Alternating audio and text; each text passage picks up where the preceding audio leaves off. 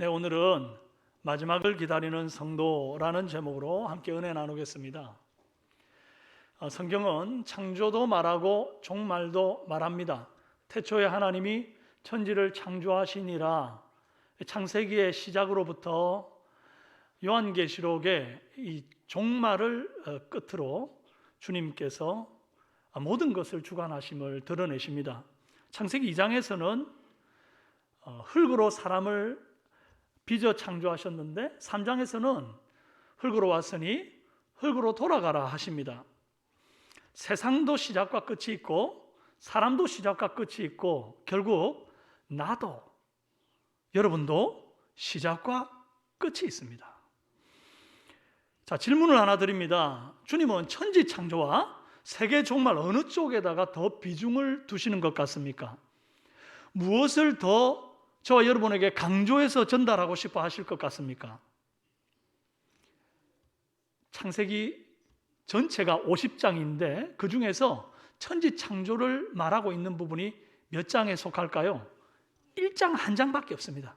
그 1장에 1일부터 6일까지의 여섯째 날까지의 창조가 다 들어있고요, 2장에 들어가면 하나님께서 하시던 일을 쉬시고 안식하심으로 2장 1절이 시작이 됩니다. 그러고는 인간 창조가 잠깐 나오고 창조에 대한 얘기는 충분히 그 앞에서 다룬 것입니다. 한 장에 다 들어있는 거예요. 반면에 끝날 마지막 종말에 대한 얘기는 요한계시록 22장까지입니다. 1장에서부터 22장까지 전부 다 마지막 날에 일어날 징조, 마지막 날에 하나님이 역사하실 심판, 성도들이 받을 상급, 마지막에 대해서 아주 길게 구체적으로 디테일하게 다루고 있죠.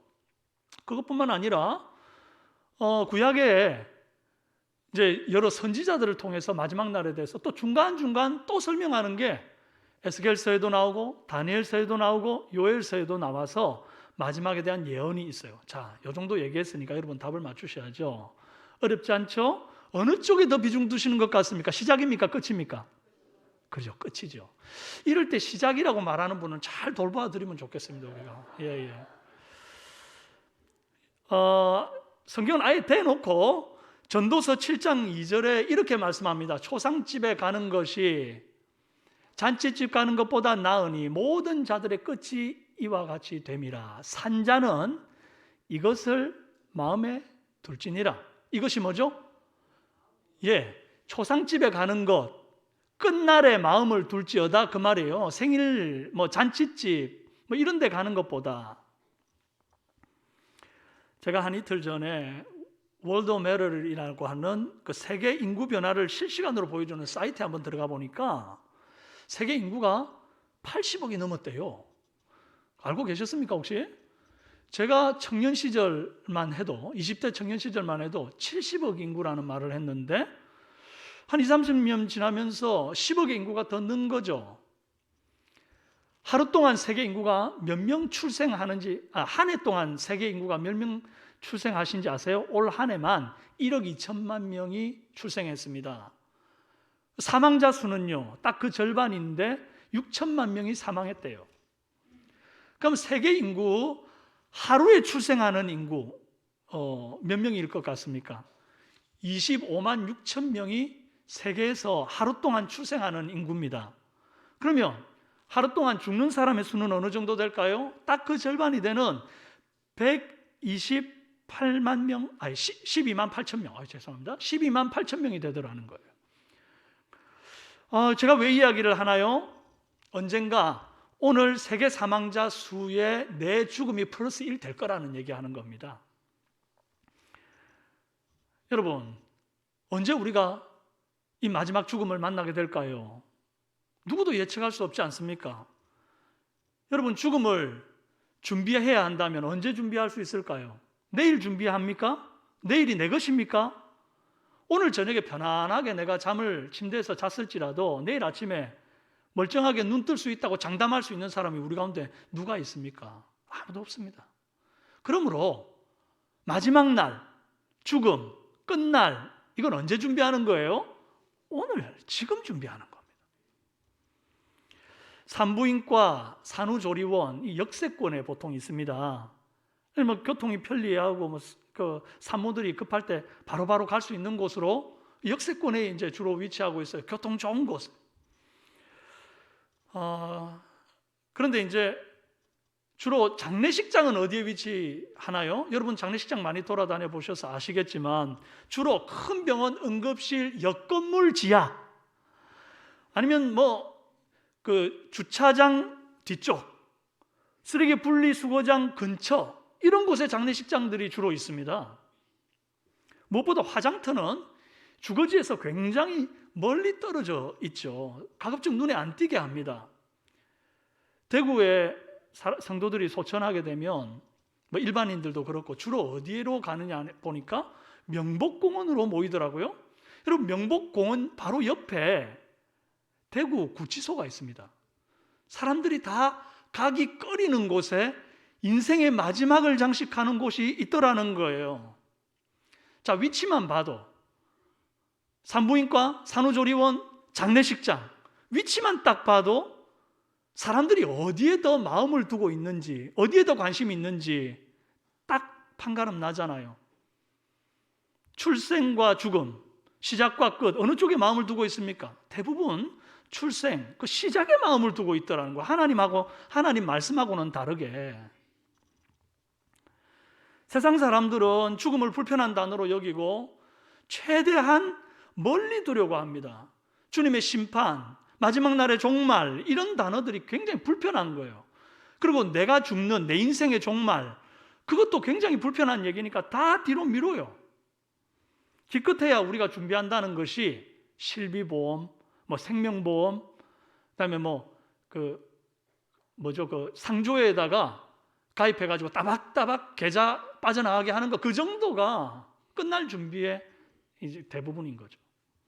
그런데 출생을 위해서는 얼마나 많은 준비를 하는지 모릅니다. 아기가 출생하는 날을 기다리는 부모가 어떻게 기다립니까? 그냥 막연하게 10달 흘려보내다가 오늘 아기 출산하는 날이네. 그러고는 가가지고 덜렁덜렁 아기 낳는 엄마가 어디 있어요? 여러분 그렇게 안 하셨잖아요. 저희 아내 애 둘 낳을 때 보니까 건강한 출산을 위해서 평소에 안 하던 필라테스라는 걸 또 하더라고요. 유산소 운동을 많이 해야 애가 너무 크게 안 나온다고, 건강하게 나온다고 맨날 걷더라고 또. 그러고는 애기 태교를 위해서 십자수로 베네쪼고리를 또 떠요. 평소에 안 하던 거예요. 그러고는 또 애기 침대를 준비하고 또 애기가 천장만 쳐다보는데 지루하면 안 되고 또 두뇌도 개발해야 되고 한다고 모빌을 다는 거예요. 근데 그 모빌 또 위에 천정에는 밤에 불을 껐을 때 반짝반짝 별이 보이게 정서를 위해서 또 형광으로 된 별을 붙이는데 그거 다 제가 했습니다. 힘든 거, 높은 거, 위험한 거 전부 제가 했습니다.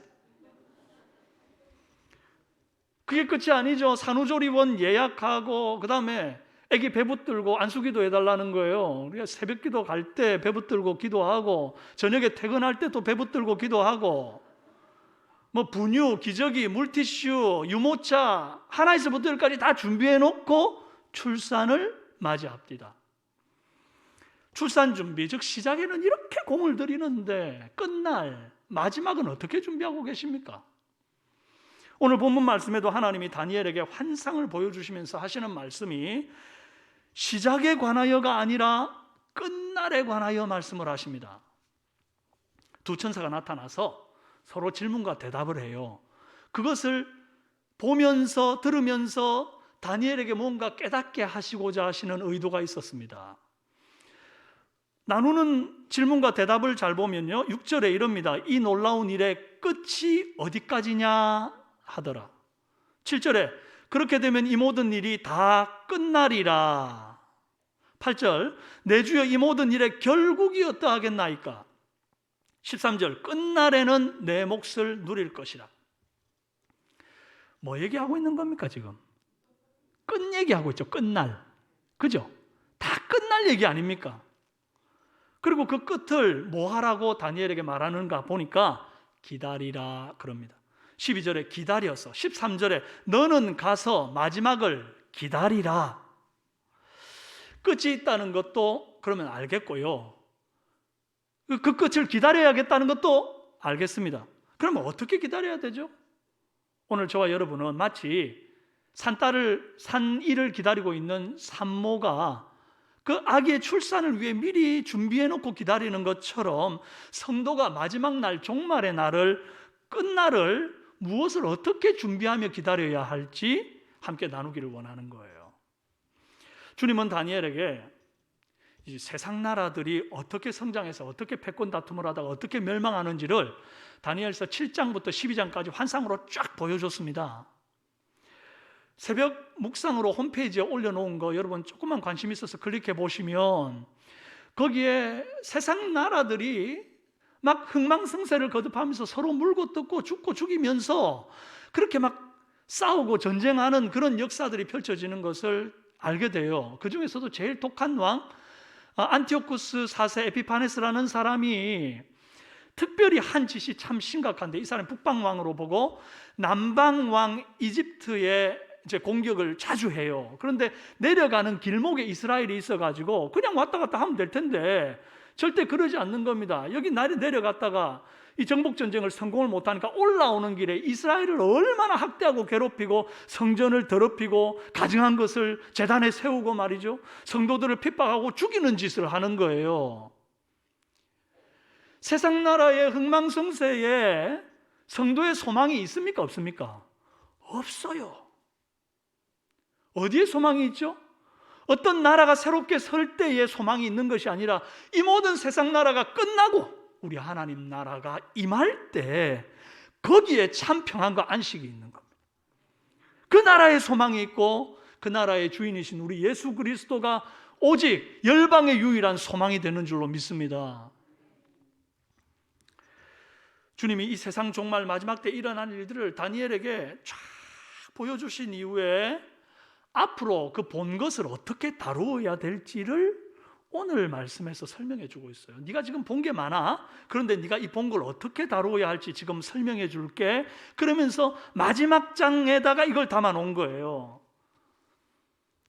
뭐라고 그러냐? 다니엘서 12장 마지막 장이면서 마지막 절인 13절에 단단히 다니엘에게 사명을 주시면서 이르기를 너는 가서 마지막을 기다리라.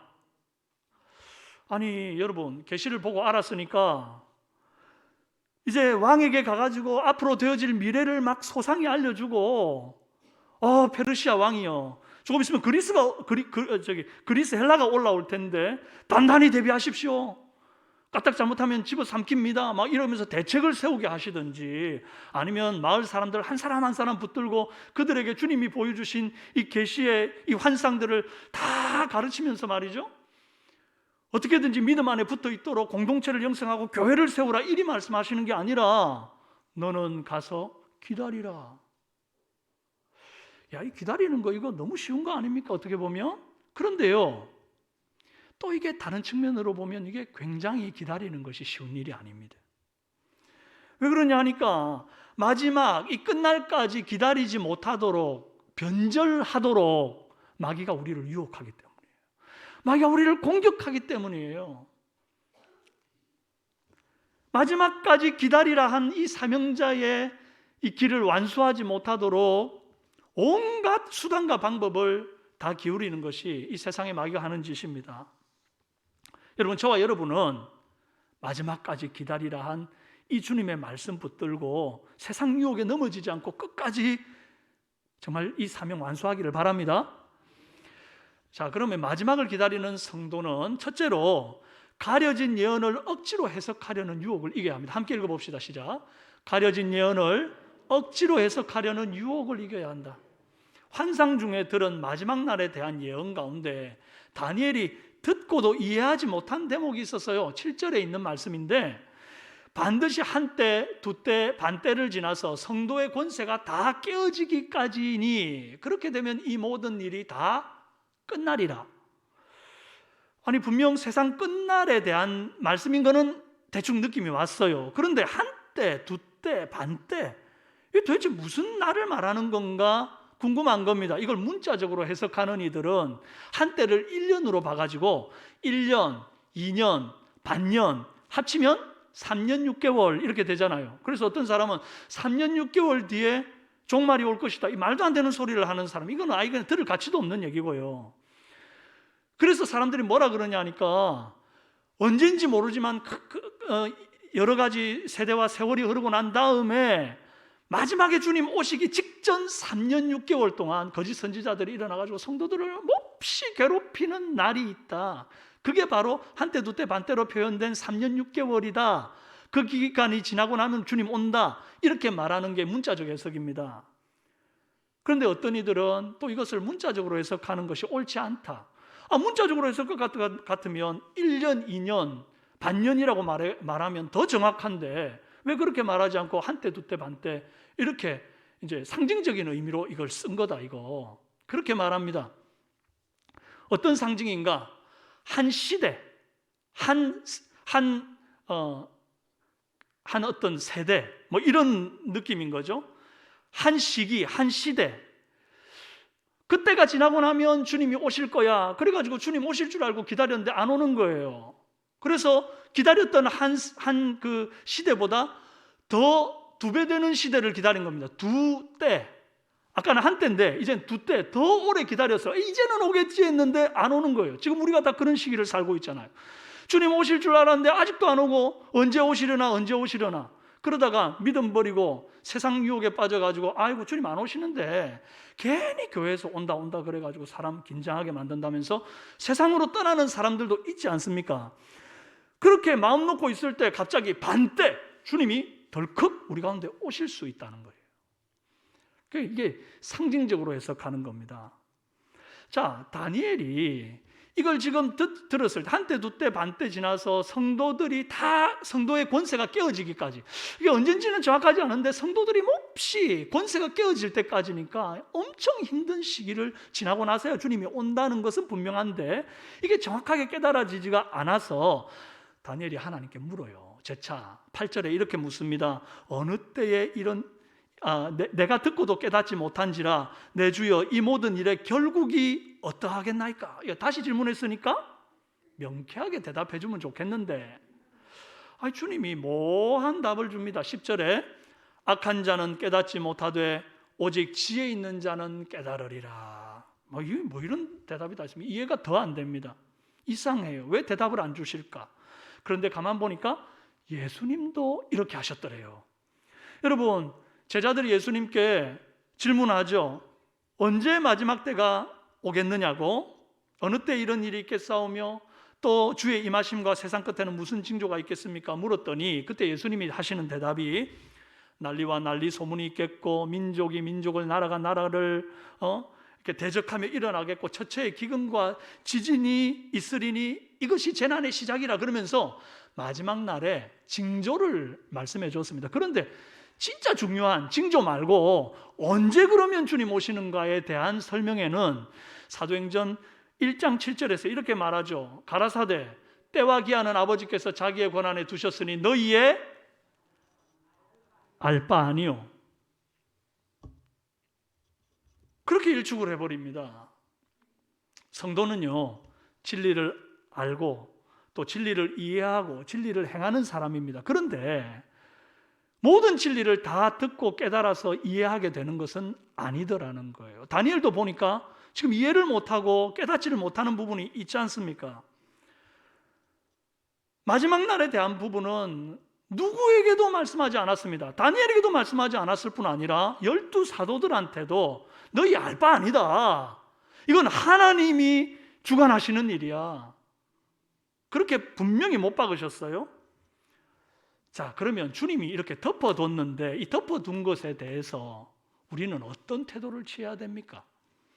베드로후서 3장 16절에 또 그 모든 편지에도 이런 일에 관하여 말하였으되 그 중에 알기 어려운 것이 들어 있으니 무식한 자들과 굳세지 못한 자들이 다른 성경과 같이 이것도 억지로 풀다가 스스로 멸망에 이르느니라. 억지로 풀다가 뭐예요?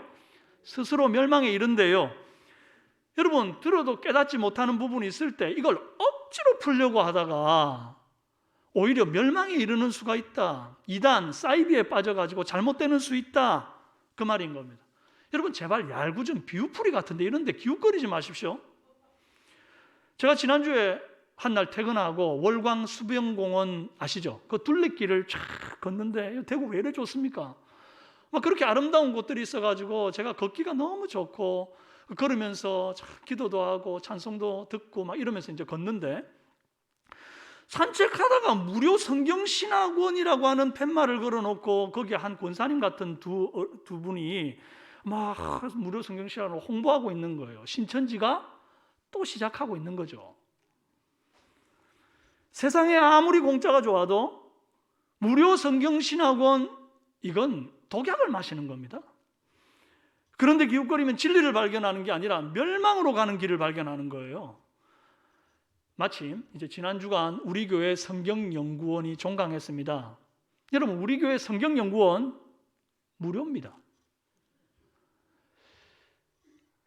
이제 내년에 이제 봄학기 시작될 때 우리 교회 성경연구원 앞에 무료자 붙일까 봐요. 그러면 사람들이 좀 많이 오실까 싶어가지고 무료 성경연구원 이렇게. 여러분, 우리 교회 목회자들 다 훌륭한 신학 교수님 밑에서 정말 정상적으로 교육받고 또 학위받은 분들이에요. 양질의 수업이고 또 안전한 수업이니까 내년 봄학기에 성경연구원 열리거든 여러분 많이 참여하시고 또 세대별로 이루어지는 제자훈련에도 적극적으로 관심 가져 참여하시기를 바랍니다. 아멘 하신 분들 몇 분밖에 없는 것 같아요. 바랍니다. 네, 아멘요. 자, 그렇다면 억지로 푸는 대신에 우리가 해야 될 것이 뭔가? 자, 억지로 풀다가 스스로 멸망에 이르느니라 그 뒤에 따라오는 말씀이 있어요. 뭐라 그러냐 하니까 베드로후서 3장 18절에 오직 우리 주 곧 구주 예수 그리스도의 은혜와 저를 아는 지식에서 자라가라. 여러분, 종말의 예언을 억지로 푸는 것이 우리를 향한 주님의 뜻이 아니고 예수 그리스도를 아는 지식에서 자라가는 것이 주님의 뜻입니다. 삼성교회 성경연구원과 주일학교 교육과 강단에서 선포되는 이 말씀들, 그리고 앞으로 이루어질 세대별 제자 교육들, 그런 것이면 여러분 충분히 여러분이 건전하고 안전하게 그리스도를 아는 지식 안에 자라갈 수가 있다는 거예요. 여러분, 그렇게 건강하고 건전하게 주 안에서 자라가는 저와 여러분 되기를 바랍니다.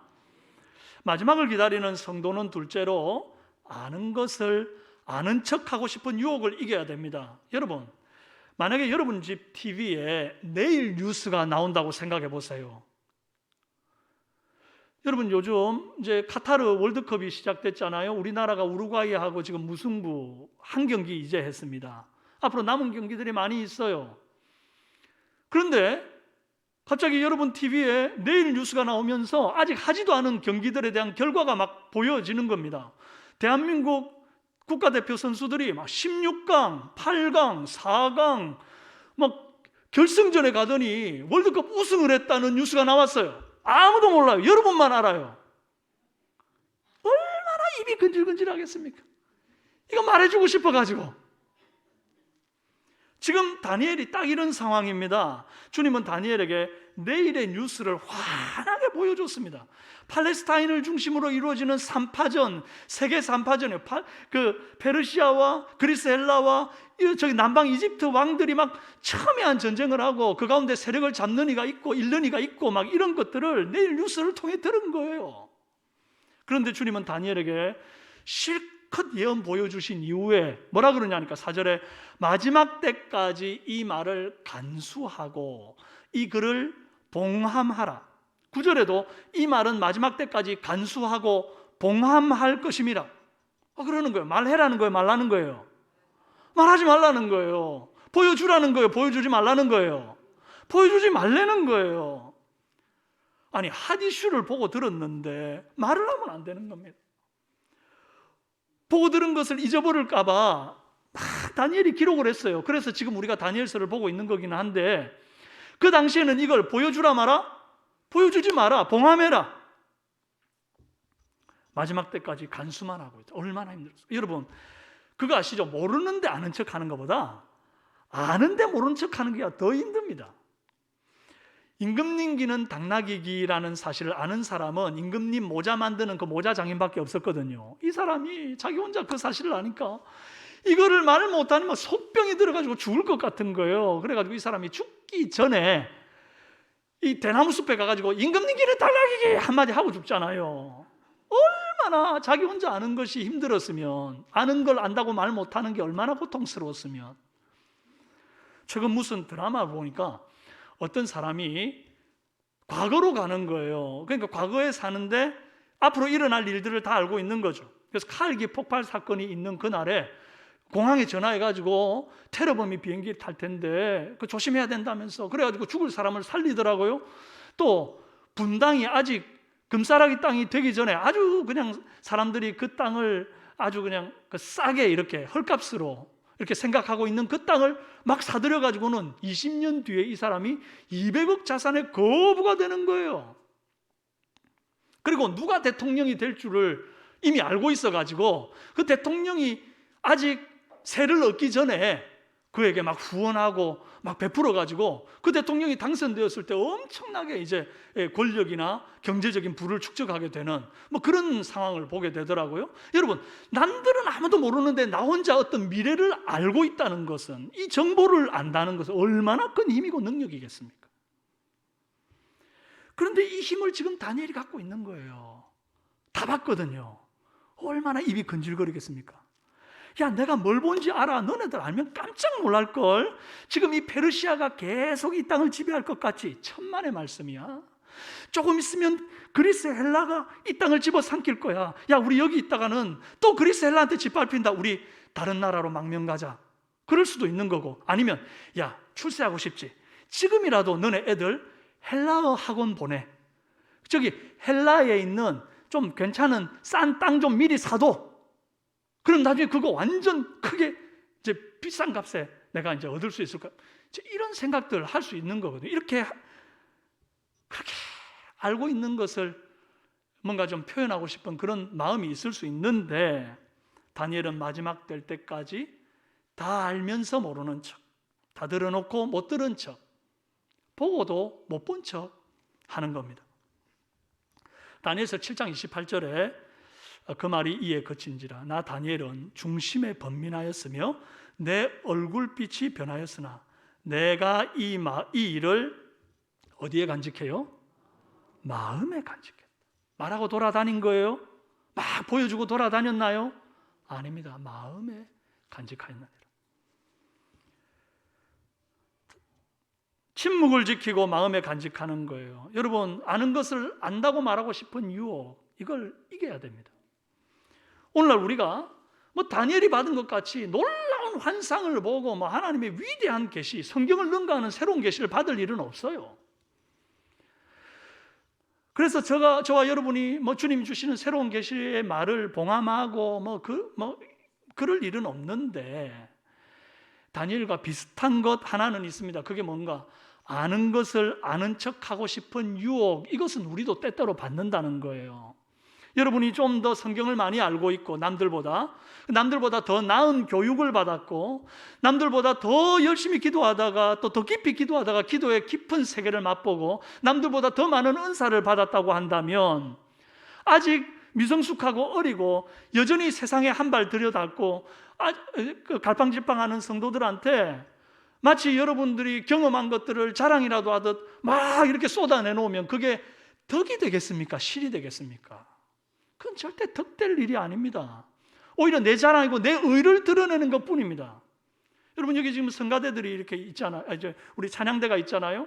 찬양대가 하나님 앞에 찬양을 막 연습할 때 뭐 우리 중에는 없는데, 제가 들으니까 우리 중에는 없어요. 근데 악보에 없는 불협함을 만들어내는 분이 있다고 쳐요. 근데 꼭 그분한테 어떤 분이 가가지고 악보도 볼 줄 모르나? 내가 화성학이 뭔지를 알려줄게. 그러면 그분이 아이고 좋다 그러겠습니까?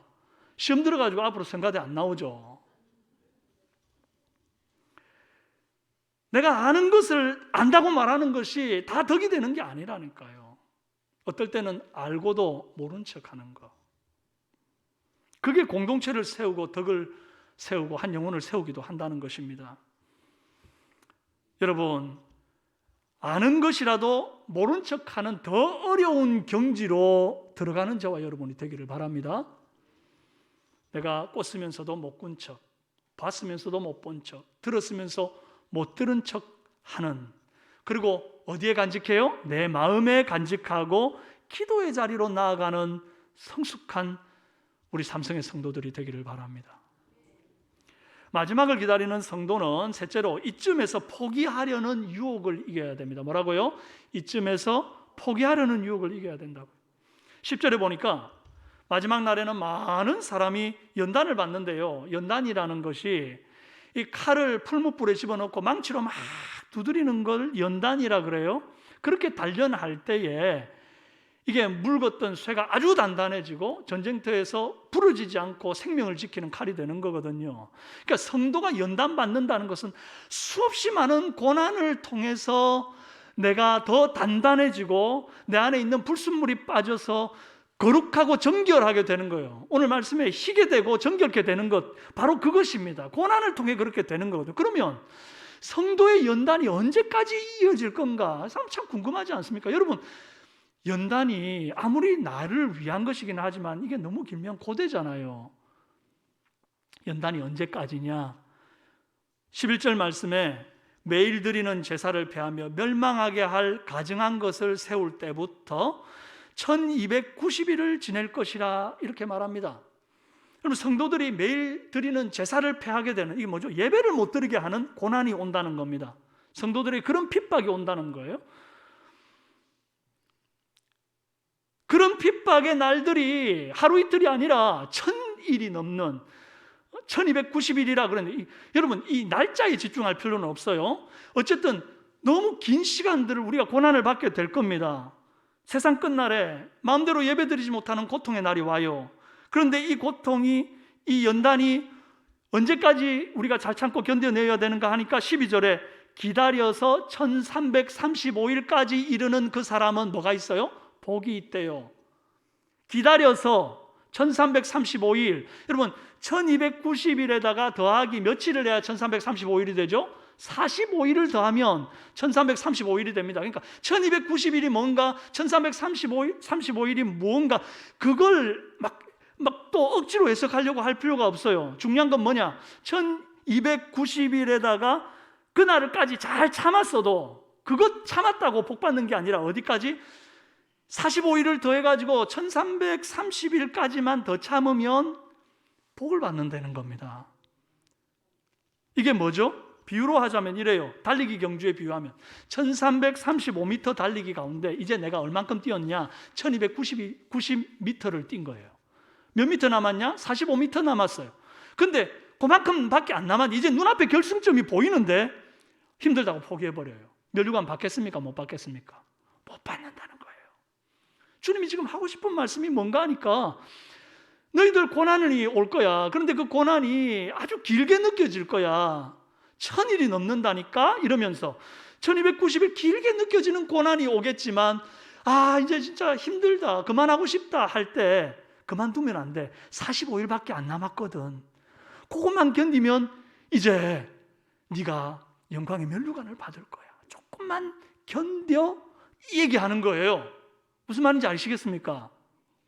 아시겠습니까? 여러분, 화는 내지 마시고요. 여러분, 45일 요거 못 기다려서요, 중간에 실족하는 이들 많습니다. 제가 목사로 살면서 지금까지 많은 임종을 지켜보는데, 어떤 분은 신앙생활 잘 하다가 마지막에 임종 예배 드리러 갔는데 거기서 나 예수 못 믿겠다는 사람도 봤습니다. 거꾸로 돼야 되는 거예요. 지금까지 안 믿다가 마지막 순간에라도 예수 믿어야 될 판인데 그러면 안 되잖아요. 어떤 분들은 예수 믿는데 왜 이렇게 인생이 안 풀리냐, 예배생활, 헌금생활 이만큼 했으면 좀 풀려야 되는데 왜 이러냐.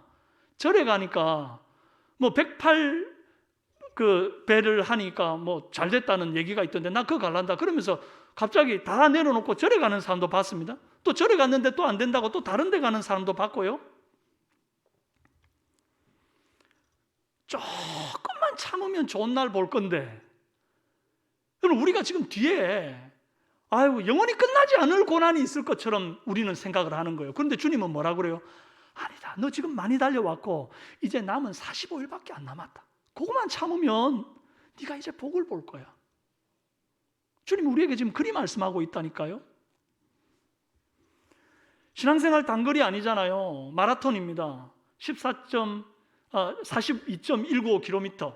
여러분, 마라톤 42km 잘 달려놓고 마지막에 0.195km, 그러니까 195m를 중간에 포기하고 안 달려버리면 면류관 메달 받습니까? 못 받습니까? 못 받는 거예요. 눈앞에 결승점이 있는데 완주가 중요한 거예요.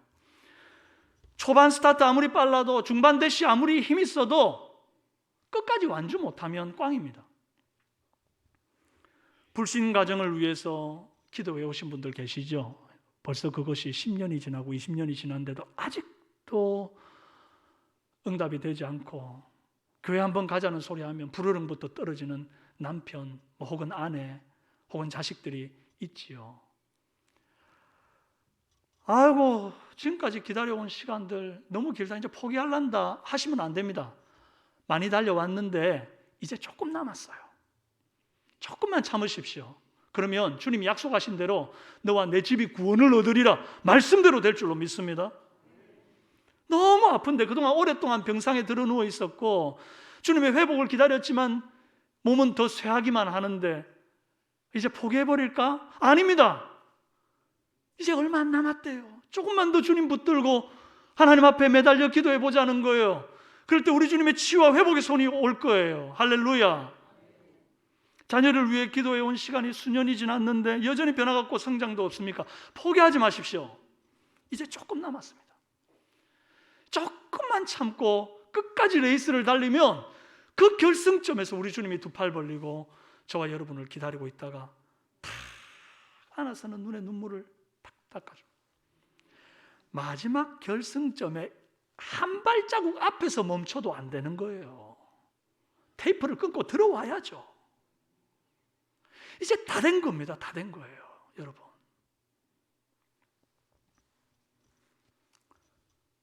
주님이 언제 다시 오시겠습니까? 제가 예언하건대 앞으로 여러분 생에, 잘 들으세요. 오해하면 제가 이단됩니다. 여러분 생에 앞으로 100년 안에 주님 옵니다. 우리가 100년 전에는 아무리 오래 살아도 뭐 지금 200년 사실 분은 안 계시잖아요. 그러니까 주님이 다시 오시든 내가 죽어서 주님 앞에 가든 어쨌든 종말이 온다니까요. 얼마 안 남았어요. 얼마 안 남았어. 사랑하는 여러분, 우리는 마지막을 기다리는 사명을 받은 성도입니다. 이 사명을 받은 후에 세상 유혹, 마귀 유혹에 넘어지지 말고 예언의 말씀 간직하고 기다리는 자가 최종적으로 받을 상급이 있다 분명히 말씀하십니다. 뭐냐 하니까 오늘 13절 끝에 이리 말해요. 너는 가서 마지막을 기다리라. 이는 네가 평안히 쉬다가 끝날에는 내 몫을 누릴 것임이냐. 다니엘이 얼마나 고통받았습니까? 막 사자밥도 될 뻔하고 말이죠. 그런데 그 시간들을 다 지나고 끝까지 이 말씀을, 끝까지 이 예언을 지키고 있다가 언젠가는 그도 주님 아직 재림하시기 전에 먼저 죽잖아요. 그런데 그 죽음을 주님은 뭐라고 해석합니까? 평안히 쉬는 것으로 해석하는 거예요. 우리의 육체는 이 땅에서 흙으로 돌아가고 우리의 영혼은 우리 주님 품에 바로 안기는 것 아닙니까? 그리고 우리 주님 다시 오시는 날 신비한 연합으로 예수 그리스도와 같이 부활하여 다시금 주님 앞에 영원한 천국 복락을 누리며 살 거거든요. 그동안 우리가 잠깐 쉬는 겁니다.